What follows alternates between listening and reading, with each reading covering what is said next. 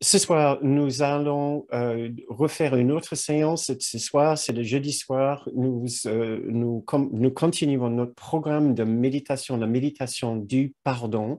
C'est une nouvelle activité que nous essayons de présenter. L'objectif est de nous donner les plages de temps où nous pouvons nous poser et nous reposer dans cette pratique intérieure de pardon, qui est une forme de méditation selon le cours miracle, une forme de contemplation profonde où nous donnons l'opportunité donc de pratiquer cette méthode, ce processus de transformation profonde de notre esprit.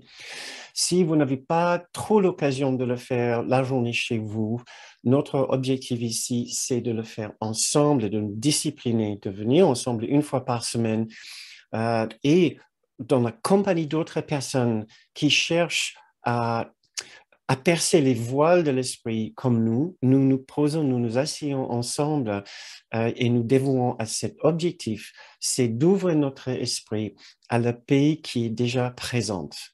Au lieu de continuer à vivre la vie avec nos automatismes, avec les pensées habituelles, nous essayons les jeudis soirs à les identifier, ces pensées habituelles, de les éplucher un petit peu, de les trier un petit peu et de savoir quelles sont les pensées qui desserrent notre objectif de paix intérieure. Le pardon dans un cours miracle est ce processus de triage, si vous voulez. C'est plus que ça, c'est un processus de véritable transformation pour une raison particulière.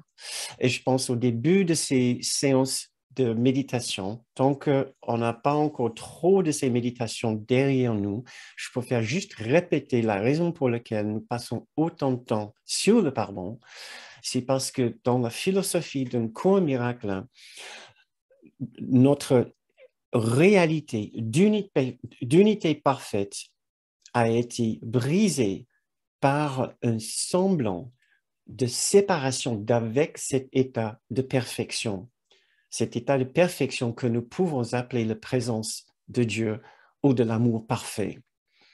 Maintenant, c'est une fausse séparation. Nous sommes en train de vivre là, à l'instant même, une sorte d'illusion de séparation.